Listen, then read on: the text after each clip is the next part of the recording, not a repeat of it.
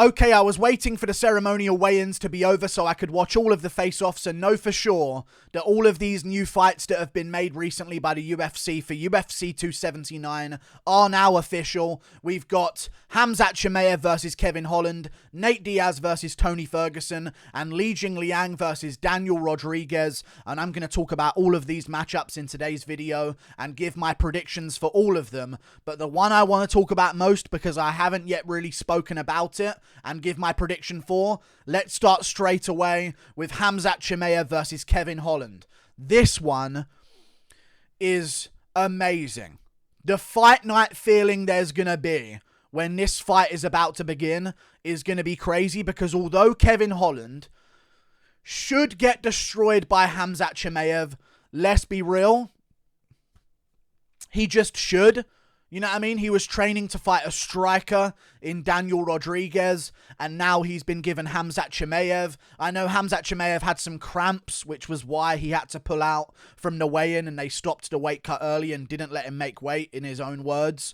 Maybe I'll do a little theory video of maybe if there's something going on behind the scenes as to why all of these new matchups that have been made are just so perfect. But this matchup, Kevin Holland should lose. Let's be real. Kevin Holland is probably going to lose this fight very quickly into the first round.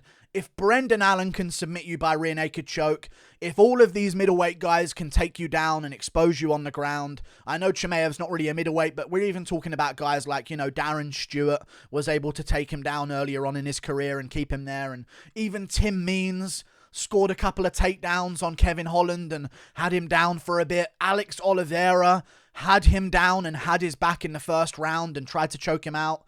Kevin Holland is a scrambler of a takedown guy. That's how he deals with takedowns. He goes for crazy scrambles, and I think Chimaev's gonna really do well with that. He's gonna follow the momentum of Kevin Holland on the ground and really make it look easy. I think we're gonna see a first round rear naked choke for Khamzat Chimaev over Kevin Holland. Little bit of bad blood afterwards, who knows? But this matchup's going to be exciting, mainly because you had the survivability factor of Nate Diaz, which was making the Khamzat Chimaev-Nate Diaz match interesting. If Khamzat Chimaev can't finish Nate Diaz, then it's going to get interesting later on. I don't think many people were picking Nate Diaz to beat Khamzat Chimaev in like the first 3 rounds, or 2 rounds at least, of their contest. But with Kevin Holland, this is how stars are made. Very explosive, very tricky striker, emotionally in the head of Khamzat Chimaev. I think they're both emotional in this fight, but more so for Khamzat Chimaev, I would say. He's a very emotional guy. And if he tries to go out there and strike with Kevin Holland early on, we could be seeing a Kevin Holland check hook as he fades away, clip Khamzat Chimaev, get him rocked, make Chimaev emotional, charge down Kevin Holland, and then get clipped with another big shot. Kevin Holland has some of the best pound-for-pound power in the UFC. He's got a lot of pop in his shots, and he's got really long arms, so he can catch you at really weird angles. We saw how good the chin of Joaquin Buckley was against Nassourdine Imavov. Holland was putting him down with every clean shot that he landed in that fight. I think he dropped him like 2 times in that fight, rocked him on a bunch of other occasions. I'm really looking forward to this. It's going to be exciting. Kevin Holland has got that puncher's chance, but he said it himself at the weigh-ins. You know, Kevin Holland, do you like this matchup for yourself? Do you think this is a better matchup for you? Hell no, but it should be kind of fun. So, Holland knows what he's in for. He's in for a guy who's been training to grapple this entire time and going full heel, it seems, because he was swearing at the crowd, Khamzat Chimaev. So, he's embracing the evil villain role of the card, I guess. And I think we're going to see Kevin Holland take some shots on the feet early on, end up against the cage in the clinch, Khamzat Chimaev outside trip him, down to the canvas, end up on top, land some big punches and elbows. Holland gives up his back. Chimaev takes it, chokes him out. I think this is a big opponent at welterweight for Kevin Holland. This ain't no Tim Means or Alex Oliveira that he had a rough first round with when it came to both of them. Let's be real. This is like a Khamzat Chimaev. If Oliveira can take you down in the first round, Alex Oliveira can take you down in the first round, take your back, and have a choke on you that wasn't quite in. And that's where we get that meme from where Holland's putting his thumbs up. If Tim Means can take you down, I want to say, on 2 or 3 occasions. I'm going to remember it was at least a couple of occasions that Tim Means took him down and even was able to sort of muscle him up against a cage and stuff like that. I mean, he took him down twice, had a minute 30 of top control.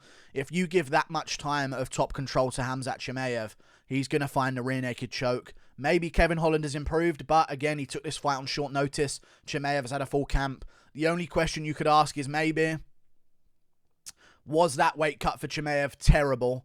And is it going to affect his performance against Kevin Holland if it goes into the later rounds? But I don't see it going into the later rounds with how easy Kevin Holland has been in his career to keep down on the ground. And the fact that he was training this entire fight for a striker in D-Rod who ain't going to shoot takedowns. He's a boxer. It's tough for Kevin Holland. I'm going with Khamzat Chimaev, first round rear naked choke. We move on to another fight on the card. Nate Diaz versus Tony Ferguson. I think he's got this one. I do. I could see a chance at Nate Diaz getting this one done, but I think with the visible damage rule in a close fight that I don't see anyone finishing each other here. I think this is going to be a scrap till the very end. You could say, Tony Ferguson was training for a 3-rounder and Nate Diaz was training for a 5-rounder, but at the end of the day, they're both really training for 5-rounders no matter how many rounds you put on in front of them. I think we're going to see Tony Ferguson get this one done. He pressures.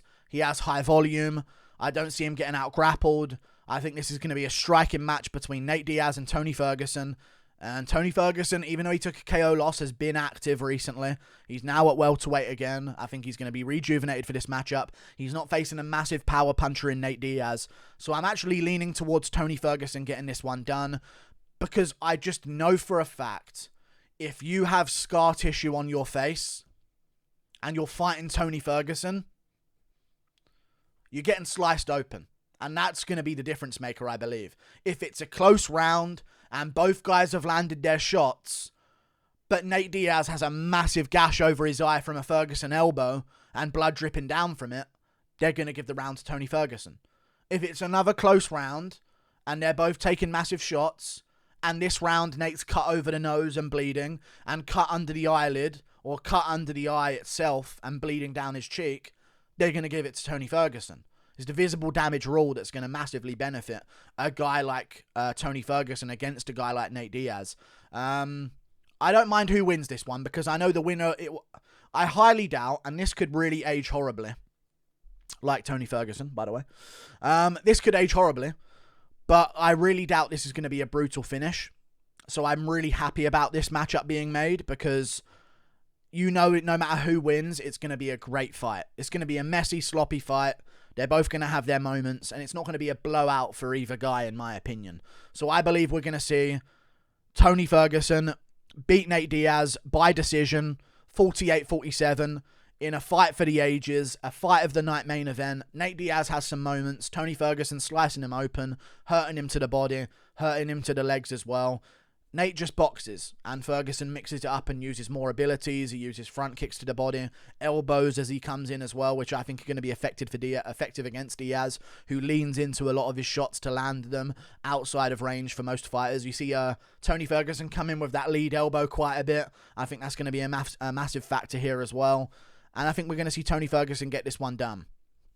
I worry about the cardio maybe of Tony Ferguson, because again, people can have bad cardio. He moved up to the division for a long time, for the first time in a long time, so maybe he's not going to be sort of like acclimated to the division. But again, Nate Diaz is getting older. He was talking all week about how he hasn't really trained that much. I know he looks in decent shape, but he's been training this entire time for a guy who's going to probably try and take him down, and a big power puncher in Khamzat Chimaev. Tony Ferguson's the opposite of that style. I know Nate Diaz is different than Li Jingliang's style, but at least he knows that he's going to be fighting a stand-up opponent in Li Jingliang and a stand-up opponent in Nate Diaz, rather than Nate Diaz spending his entire training camp wrestling and stuffing takedowns and then getting chucked in there with Tony Ferguson, who probably won't do that the entire fight long. I think we're going to see Tony Ferguson win this one 48-47, both guys having moments of rocking each other, both guys getting bloody and messy, but Ferguson doing more of the damage to Nate Diaz's face, which is going to skew the judge's opinion because of damage-based scoring. I'm going with Tony Ferguson 48-47, split decision. Unanimous decision. Close fight. Moving on. Up the card or down the card. Li Jingliang versus Daniel Rodriguez. I'm going to go with Li Jingliang here. And I'm going to give a bunch of praise to Li Jingliang as well right now because he deserves it. He really does. He's given up a 10-pound weight disadvantage here. People aren't talking about this enough. Li Jingliang is the unsung hero of this entire card. You've had Chimaev being unprofessional, Holland starting a bit of arguments here and there, and he's been good now because he's stepped up to fight Chimaev and saved that, but Diaz has been consistent the whole way through. He's made weight. He's just taken on whoever they give him. Ferguson stepped up for the main event, fair play, but Li Jingliang bought a whole new suit. Never got to wear it. You know what I'm saying? Never got to go to the press conference. You know what I mean? And now he's got Daniel Rodriguez rather than a massive name opponent in Tony Ferguson. I feel like Li Jingliang's going to win, though, because when I saw Daniel Rodriguez on the scale, that dude weren't ready for a fight. I truly don't believe he was. And I think Li Jingliang, if Nicholas Dalby can kind of beat you, but not quite because it was a bit of a robbery, but make it close enough to where some two judges would think, you know what, he could have won that. I think Li Jingliang's going to have a lot more opportunities than people think. And I think he's going to crack Daniel Rodriguez. If Dwight Grant can crack and wobble you early and hurt you badly and then fail a finish on you and get finished back himself, Li Jingliang's got a better chin than Dwight Grant, and I think he's got way better accuracy as well, and I think he can land those same shots. I think we're going to see Li Jingliang get into a scrap with D-Rod. Maybe D-Rod minorly wins the first round. Li Jingliang lands a bunch of shots. They're both cut open, but D-Rod's got like a swollen eye or something like that and a nose that's busted because Li Jingliang's got a bit more power. And I think we're going to see after that Li Jingliang score a big second round KO. Muslim Salikov's no joke. I think Li Jingliang is no joke on the feet. You've got to grapple him to win, which D-Rod I don't believe is going to do. So we're going to see Li Jingliang get the KO in round 2. Massive respect to him. You know, there is that 10-pound weight difference, but when you look at the shape of Daniel Rodriguez, it's not good weight. I was looking at him on the weigh-ins. Normally, when you look at Daniel Rodriguez, he has a very prominent chest area of his body. Like, he's in very good shape on his chest, is the main thing that you'll notice from him. With this fight, he doesn't seem to be in that good of shape. He doesn't have the abs that he normally has when he makes weight and stuff like that. He just seems to be a little bit more out of shape. He doesn't have the traps that he normally would have. We've seen him in way better shape than we're currently seeing him. And I think that's a bit of a sign that maybe he wasn't quite so ready. So if it does go to a war, I'm leaning towards Li Jingliang pulling out ahead. And I think we're going to see Li Jingliang get this one done. Li Jingliang by KO in the second round. As an upset as well, I believe. I'm not even too sure of the odds now. But I'm going to check them right now. UFC 279 odds. Because I'm sure they would have changed. Tony Ferguson, a small favourite. I get that. I don't mind that. What else are we looking at here? They haven't updated the odds. Here we go. Diaz, Ferguson, Chimaev, Holland. So, Ferguson's a slight favourite. I agree with that. Chimaev's a massive favourite. Maybe not as massive as he should be as a favourite, but I agree he should be a pretty large favourite there to get the rear naked choke in round 1. And Li Jingliang's an underdog. I'm taking the underdog of Li Jingliang. I think they're looking too much into the weight and not to the level of a fighter that they are. So I'm going Li Jingliang getting it done. Like and subscribe. Thank you for watching. Toodle pip. See you later. Absolute madness. I'll probably make another video on this today because I think there's something going on. This is too perfect. This is way too perfect. And I saw a Twitter feed of someone talking about Chimaev messaging them, a Chechen guy saying Chimaev was messaging them, saying that he was going to miss weight and it's been planned with Dana and Nate Diaz for him to step in and fight Kevin Holland instead, which is, I don't know what's going on. I'll get into that in another video. Like and subscribe. Thank you for watching. Toodle pip. I'll see you later. Goodbye.